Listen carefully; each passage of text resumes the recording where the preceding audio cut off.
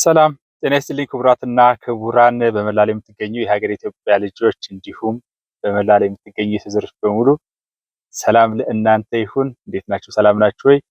ዛሬ ዕለቱ መጋቢት 1 ቀን 2017 ነው። ለዚህ ሰዓት ላደረሰን ፈጣሪያችን ክብር ምስጋና ይግባው። እንዲህ እንድል ያደረገኝ ሶስት ምክንያቶች አሉ። አንደኛው ሙስሊሙ ወርሃ ረመዳን ጾምን ይዞ በምህላ በጾም በጸሎት ለሀገሩም ለራሱም የሚጸልይበት ፈጣሪውን የሚያከብርበት ወቅት ነው። እንዲሁም ደግሞ በመላው የክርስትና እምነት ተከታዮች በተለይ ደግሞ የኢትዮጵያ ኦርቶዶክስ ተዋሕዶ ቤተክርስቲያንና ካቶሊካዊት ኢትዮጵያ ቤተክርስቲያን የዐቢይ ጾም እየተጾመ በጾም በጸሎት በምህላ ፈጣሪን የሚለመንበት ወቅት ነው። ይሄ በጣም ደስ ይላል። የካቲት 29 እና የካቲት 30 ደግሞ በመዲናችን አዲስ አበባ የወንጌላውያን የጸሎት ፕሮግራም ነበር። ይሄ ሁላ ነገር በጣም ደስ የሚል ነው። ወደ ፈጣሪ የተደረገ ጥሪ ነው እና በጣም ደስ የሚል ነበር ለማለት ነው። እኔ በግሌ በጣም ደስ ብሎኛል። ከዛ መለስ ስንል በእርግጥ አንዳንድ እንደው እዚህም እዛም ገጭጓ የሚሉ ነገሮች አሉ። በተለያዩ ነገሮች አልሆን ሲሉ ወደ እምነት ደግሞ ጠጋ ብሎ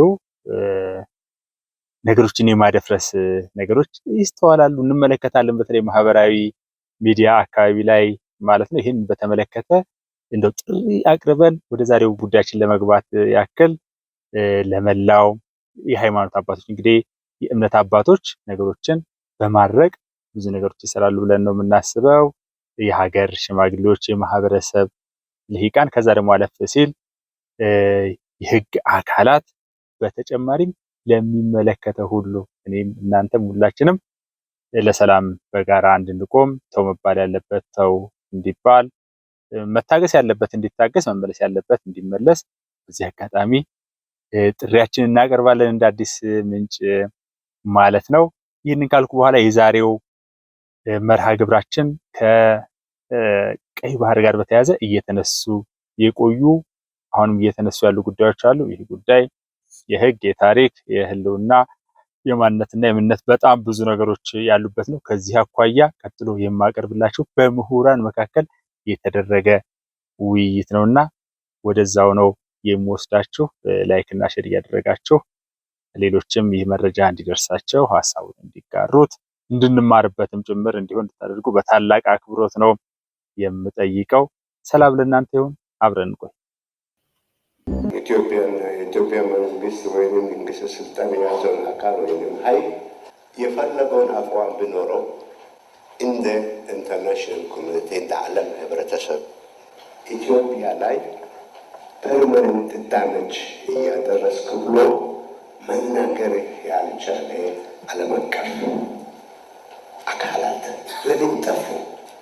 ደጉድ ሀብሴት ኢዝኖት ምንሱ ኮንትኖን ለኢህአዴግ የተገዛ ነው እኛንን እንጂ ዩናይትድ ኔሽንስ ሴኩሪቲ ካውንስል ወይም አድሪ ኢንተርናሽናል ኮሚኒቲ ማለት ነው።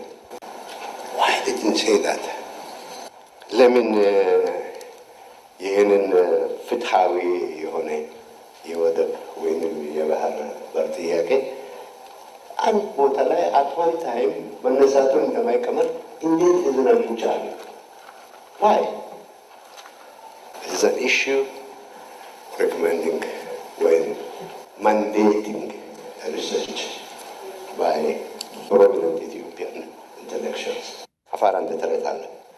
ያብኑ መካል እንገዳይ መካል መዳናይ ነገር ያለ እውነት አይገፋም። ሌላ መነጋገር አላቸው። ነገር ተገቢውን ቃል የሚገባውን ቃል ካልታከለበት አይሰምርም። ወይንም ነገር የማይፈለገው ቃል ከተጨመረበት አይሰምርም። የትም አይሄድም። አፋር ያዘወትር ፈክት ያለ አፋር ኢትዮጵያ ትውልም ያለ ኢትዮጵያ አፋርም አይኖርም። ያለ ባህር ኢትዮጵያ ልትኖር አትችልም። ኢትዮጵያን በጣም እየተጎዳች ነች ያለችው። ጂኦግራፊካል ኢምፕሪዝመንት መቆም አለበት። ነው አንዳች ሶሉሽን ኢትዮጵያ እንድትኖር ከተፈለገ ይህንን ሁኔታ መቀልበስ መቻል አለበት። ናዎች በጣም ብዙ ናቸው። በኢትዮጵያ ኢትዮጵያ ለብቻዋ አይደለችም እዛ ዓለም ላይ። ኢትዮጵያ እንዳትፈርስ ከፈረሰች በጦርነት አትፈርስም። ከፈረሰች ምናልባት በኢኮኖሚ ጫና ይሆናል ምናልባት የምትፈጥረው፣ እሱንም መከላከል ይቻላል።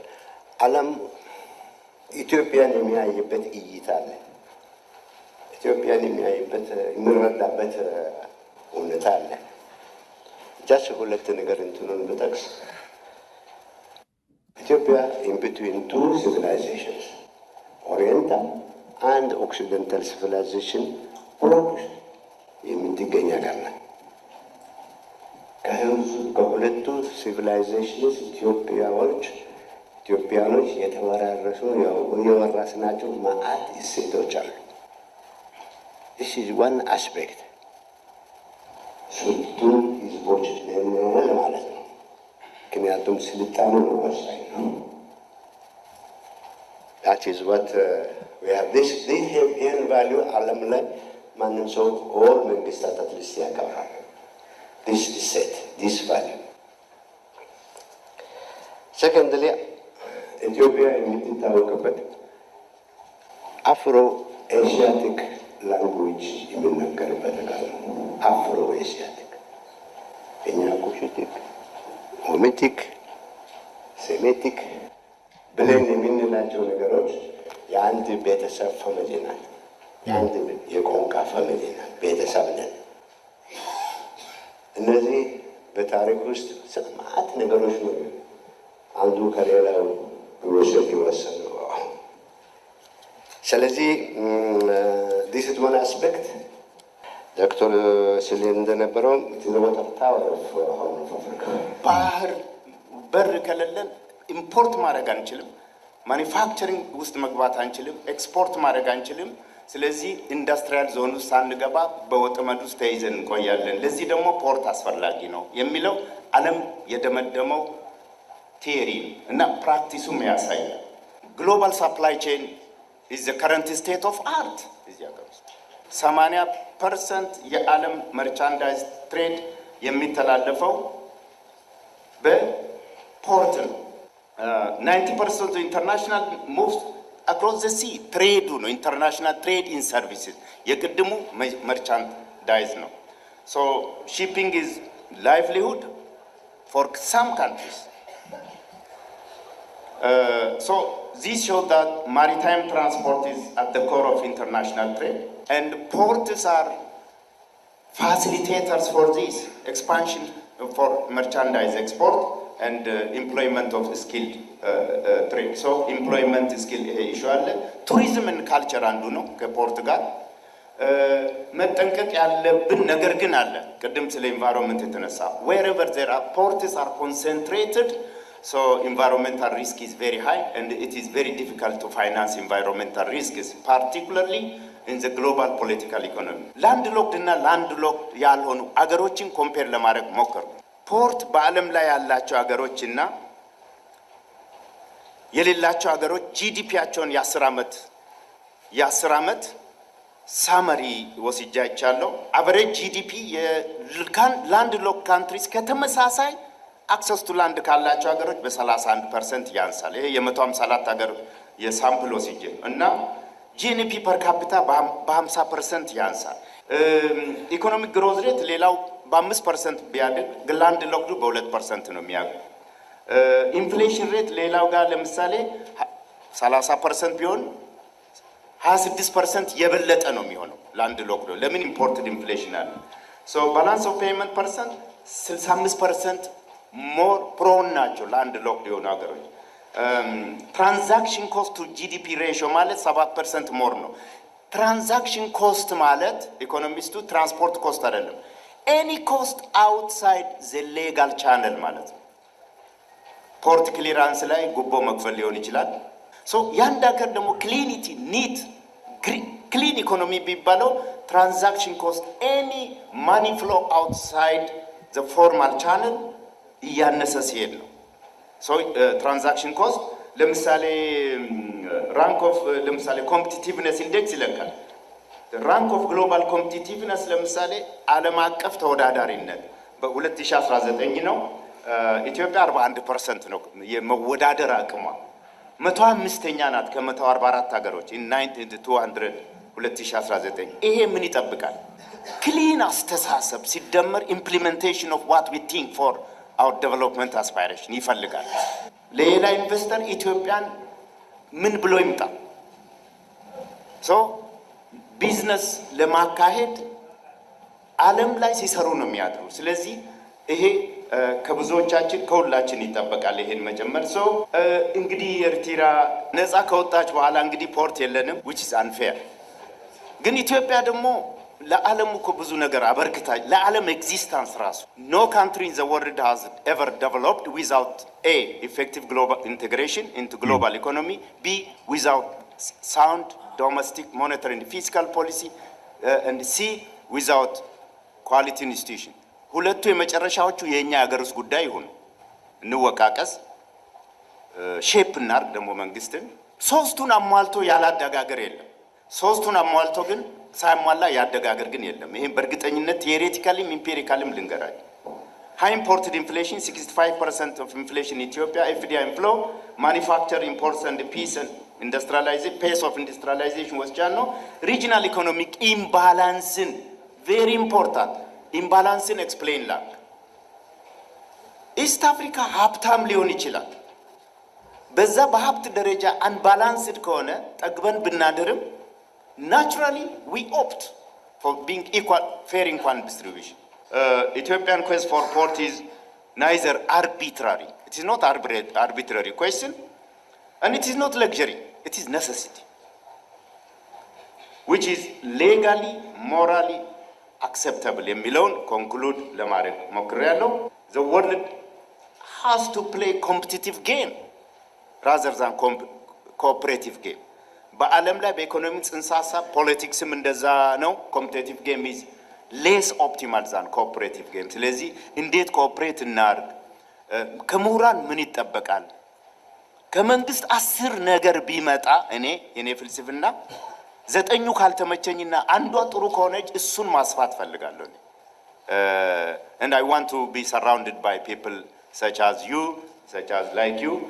የኔ ዝግጅቴ ኢትዮጵያና የባህር በር ጥያቄ ከታሪክና ከዓለም አቀፍ ሕግ አኳያ የሚል ነው። ኢትዮጵያ ለብዙ ዓመታት የወደብ ባለቤት ሆና ቆይታለች። በ1935 ጣሊያን ኢትዮጵያን ወረረች። በ1941 እንደ አውሮፓ አቆጣጠር ከኢትዮጵያ ከእንግሊዝ ጋር በመሆን ኢጣሊያንን ከኢትዮጵያ እና ከኤርትራ ለማስወገድ ለማባረር ተቻለ። በየካቲት 10 በ1941 እንደ አውሮፓ አቆጣጠር ከኢትዮጵያ ከእንግሊዝ ጋር በመሆን ኢጣሊያንን ከኢትዮጵያ እና ከኤርትራ ለማስወገድ ለማባረር ተቻለ። በየካቲት 10 1947 ዓመተ ምህረት የሰላም ስምምነት የፓሪሱ የሰላም ስምምነት ተፈረመ። በዛን ጊዜ አንዷ ተደራዳሪ ወገን የነበረችው ከአላይት ወገን የነበረችው ሀገር ኢትዮጵያ ነበረች። በተባባሪነት በስምምነቱ በዚህ ጉባኤ ውስጥ ተሳትፋ ነበር። በዚህ የዓለም አቀፍ ስምምነት የፓሪሱ ስምምነት ኢትዮጵያ በአጋርነት ተሳትፋለች። በስምምነቱም አንቀጽ 33 ኢጣሊያ የኢትዮጵያን ሉዓላዊነትና ነፃነት ተቀብላለች። ኢጣሊያ በኢትዮጵያ ውስጥ ያለውን ጥቅሟን ወይም ሙሉ መብቷን ሁሉ በዚህ ስምምነት መሰረት አስረክባለች።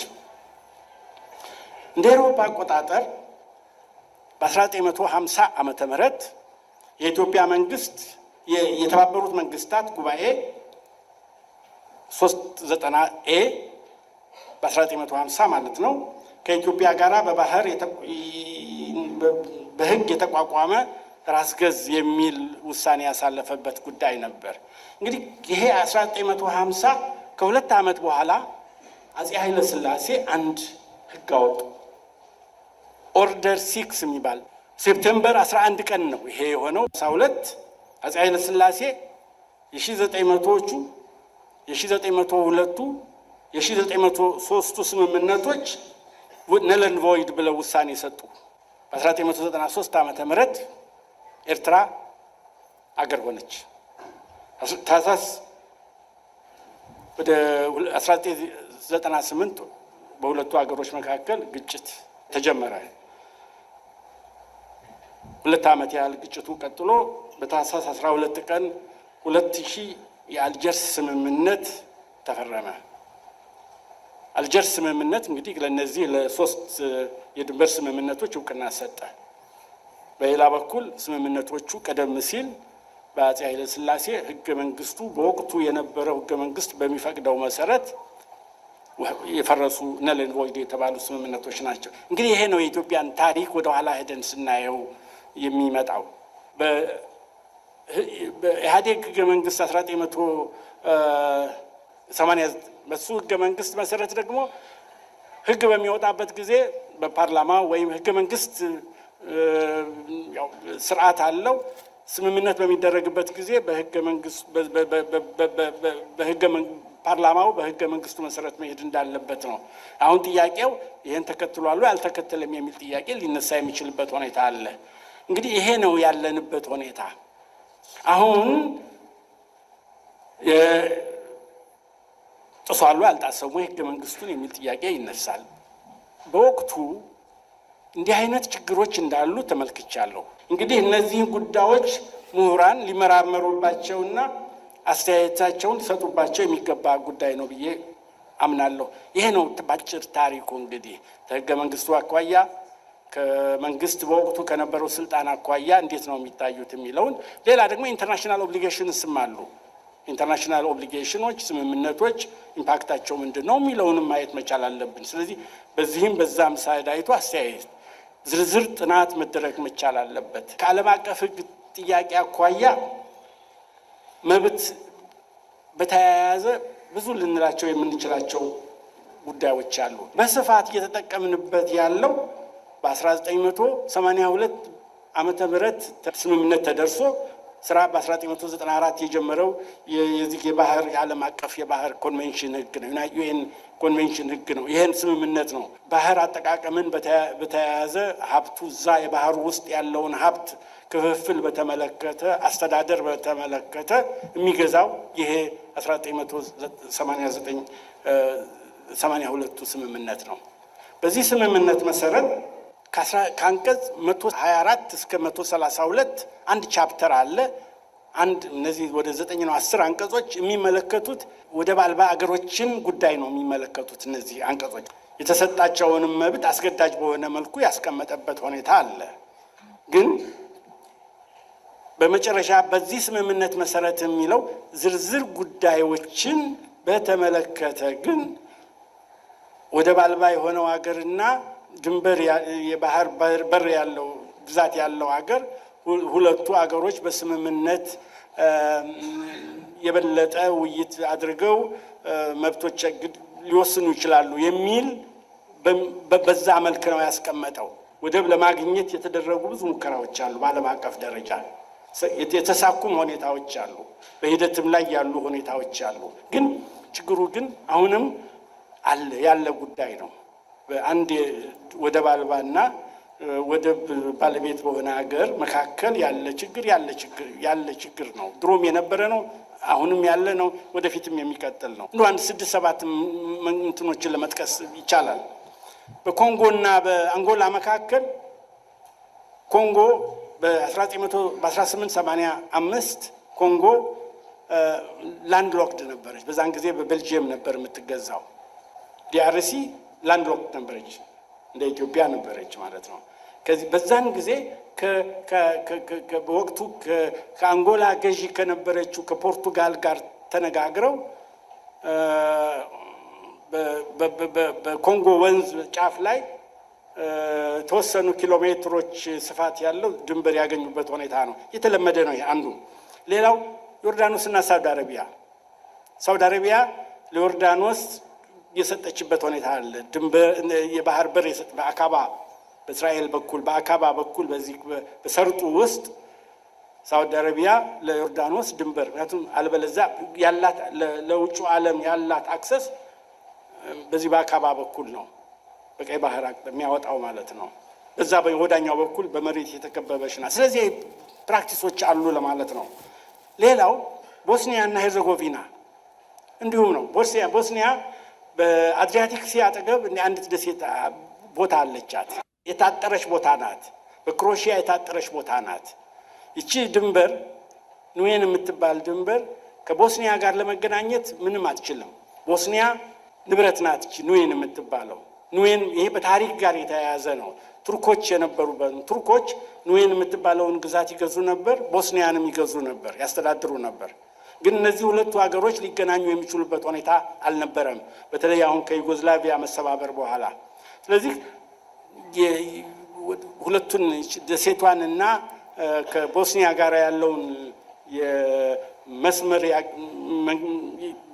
በስምምነት ያገኙበት ሁኔታ አለ። ሌላው ሞልዶቫ የምትባል ከተማና ዩክሬንም እንዲሁ በዚሁ በተለይ የዳኒብ ወንዝ ላይ ያገኙበት በስምምነት ያገኙበት ሁኔታ አለ።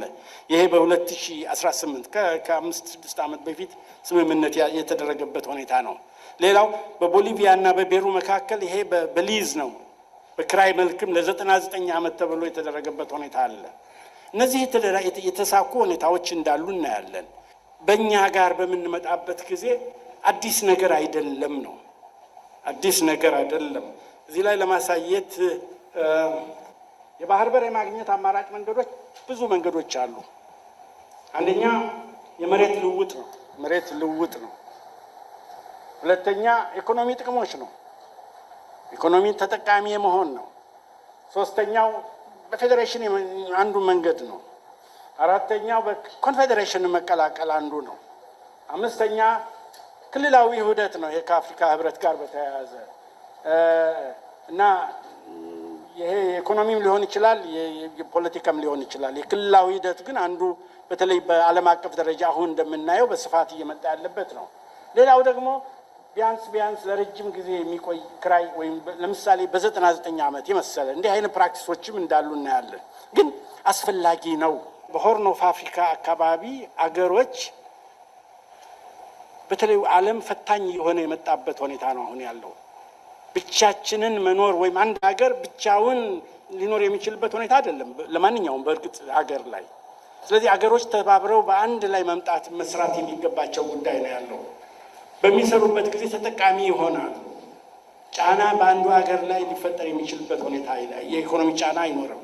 ስለዚህ በጋራ መስራት ስለሆነ ሀገራት በተለይም ትንንሽ ሀገራት የህዝቦቻቸውን ኑሮ እና ልማት ለማሻሻል እና ለማፋጠን የሚችሉት ተባብረው ሲሰሩ ነው።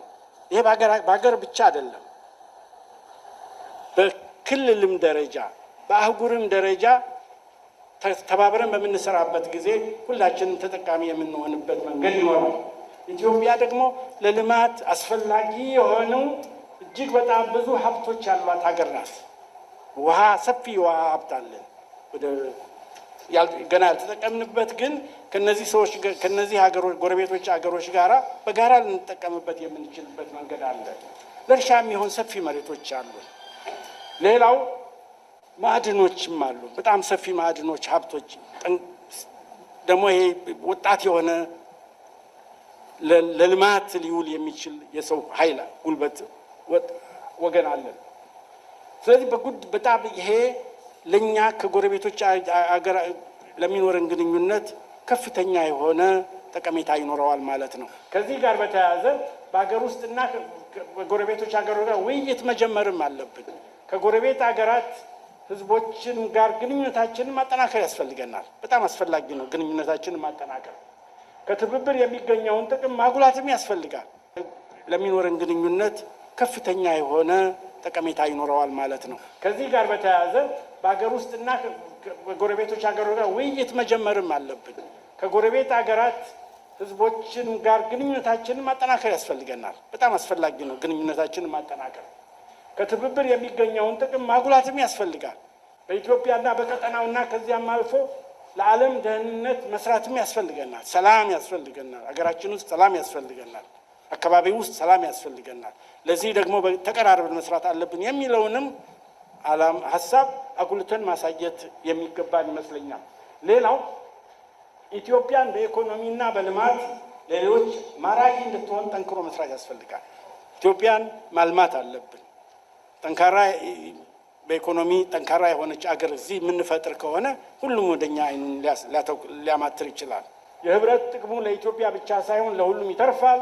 ከዚህ አኳያም ከዩኒቨርሲቲዎችና ከምሁራን እኔ ብዙ መስራት የሚጠበቅ ይመስለኛል። ለዚህ ደግሞ አዲስ አበባ ዩኒቨርሲቲ ባለፈው የተካሄደው ስብሰባ አሁን የተደረገው ስብሰባ መቀጠልም አለበት፣ መስፋትም አለበት። በዋና ዋና ነገሮች ላይ ማለት ትራንስባውንደሪ አንድ ሊቶራል ዋተር ሪሶርስስ በሚል ነው። ትራንስባውንደሪ ማለት ድንበር የሚሻገሩ ወንዞች ናቸው። ሊቶራል ማለት ባህር ረገጥ ሁኔታዎች ማለት ነው። ሊቶራል የምንላቸው እንግዲህ በዚህ በሰሜን ምስራቅ አብራችሁን ስላላችሁ በጣም ከልብ ነው የማመሰግነው ወዳጆች። ተባረኩ። ላለሁኝ ላይክ ያደረጋችሁ በዚህ አጋጣሚ ላይክ እያደረጋችሁ አብራችሁን ቆዩ። አፍሪካ ጅቡቲ፣ ሶማሊያ፣ ኤርትራ፣ ሱዳን፣ ኬንያ እና ግብጽ ባህር ረገጥ ናቸው። በአካባቢያችን በሰማይ በሚታየው አካባቢ ሁለት ባህር ያለ፣ አንዱ የድንበር ተሻጋሪ ወንዞች፣ ሌላው ደግሞ ሁለተኛው ደግሞ የዚህ ባህር ረገጥ ሀገሮች መሆናቸውን ለማስገንዘብ ነው። ኢትዮጵያ የውሃ ሰጪ ወይም የውሃ ገንዳ ተብላ ልትታሰብ ትችላለች። ይህም ምክንያት እንደምታዩት አሁን በዚህ በካርታው ላይ አብዛኞቹ ወንዞች ወደ ጎረቤት የሚሄዱት ከኢትዮጵያ ተነስተው ወደ ጎረቤት ይሄዳሉ። እንግዲህ ውሃ ማማ ስንል በሰሜን ምስራቅ አፍሪካ ከኢትዮጵያ ውሃ የማያገኝ የሰሜን ምስራቅ አፍሪካ ሀገር የለም ማለት ነው። ስለዚህ በዚህ በአንድ በኩል እድለኞች ነን፣ በሌላ በኩል ደግሞ ሀገራችን በታሪክ ሂደት የተነሳ ከባህር ተቆልፎባት ዝግ ሀገር ሆና አግኝተናታል። አሁን ኢትዮጵያ የውሃ ማማ ብቻ ሳትሆን የሰሜን ምስራቅ አፍሪካ ከምታመነጨው ውሃ የመጠቀም እና ሌሎችን ሳትጎዳ በከፋ መንገድ ሳይጎዱ ራሷ ለመጠቀም ብልሃት አብጅታ ስትሰራበት ቆይታለች። እንግዲህ ውሃ ሰጪ እንደመሆኗ መጠንና የባህር በር ፈላጊ እንደመሆኗ መጠን ኢትዮጵያ ከጎረቤቶቿ ጋር ቋሚ የሆነ የትብብርና የሴኩሪቲ የደህንነት እና የሰላም ፍላጎት አላት።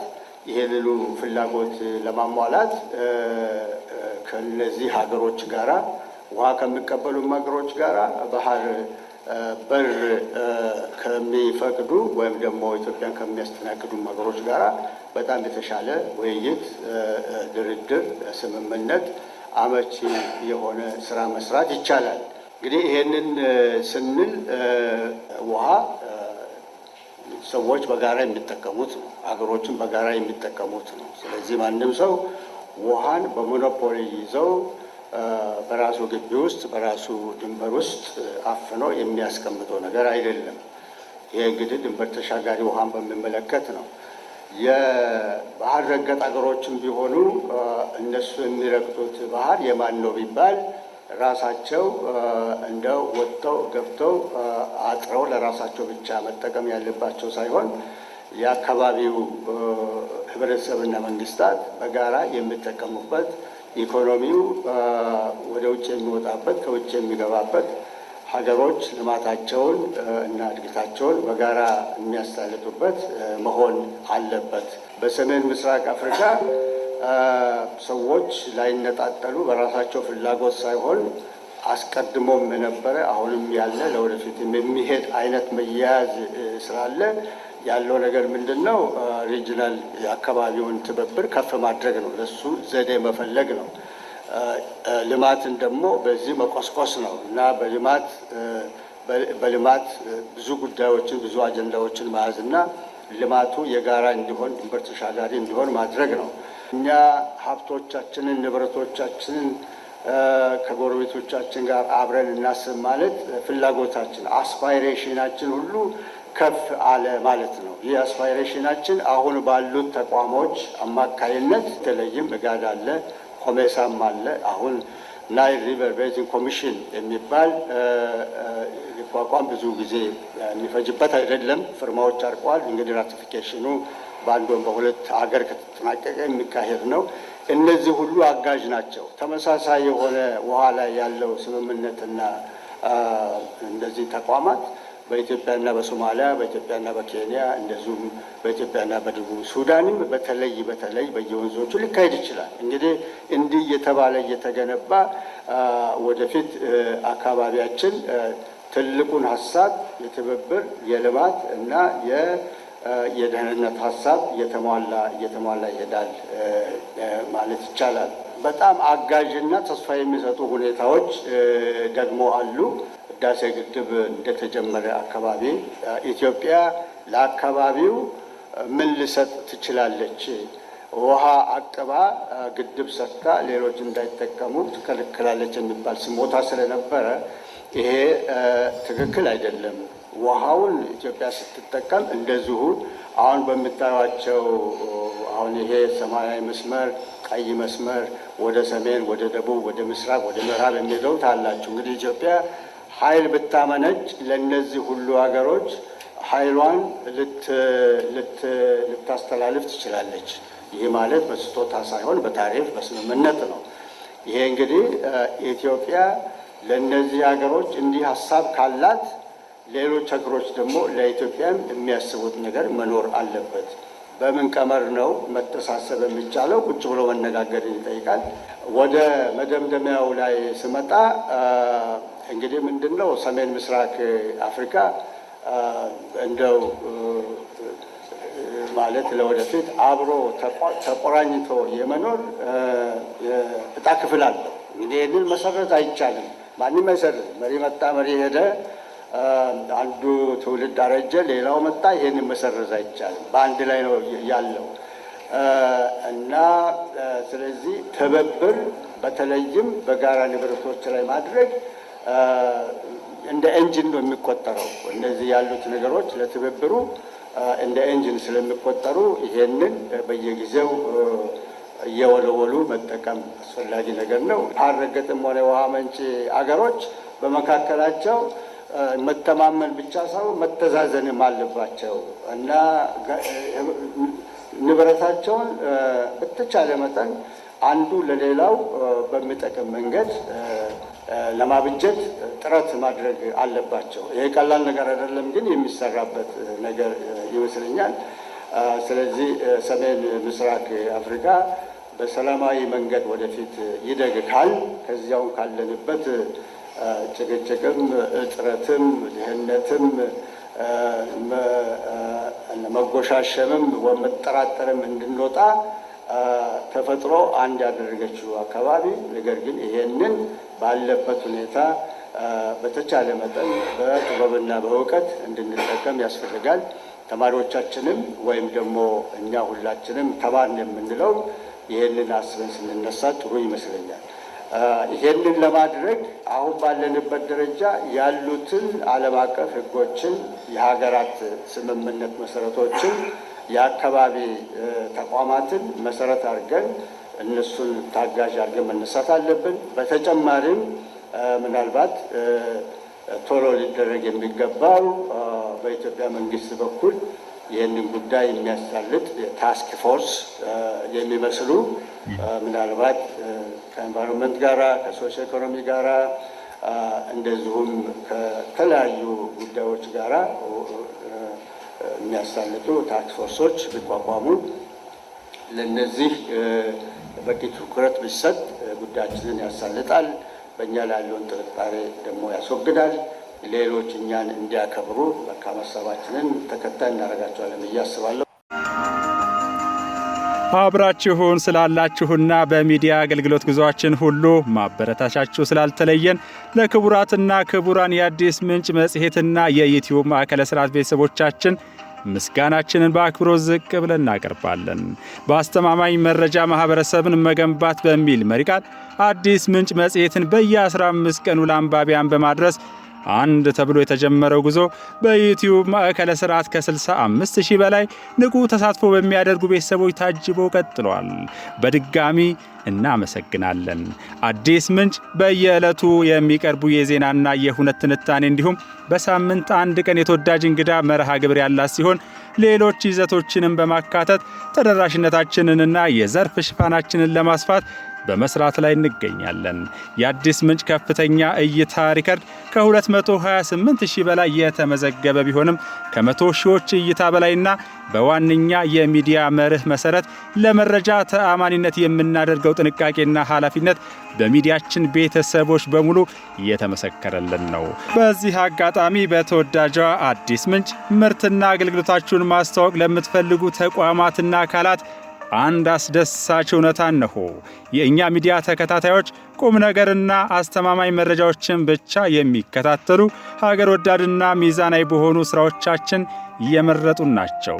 ስለዚህም ምርትና አገልግሎታችሁን ለማስተዋወቅ እንዲሁም በተለያየ መልኩ አብራችሁን ለመስራት በአስተማማኝ መረጃ ማህበረሰብን መገንባት በሚለው መርህ ላይ አሻራችሁን ማሳረፍ የምትፈልጉ በ0911 11 2589 ልትደውሉልን ወይም ዋትስአፕ ላይ መልእክታችሁን ልታስቀምጡልን ትችላላችሁ። እናመሰግናለን። የአዲስ ምንጭ ዝግጅት ክፍል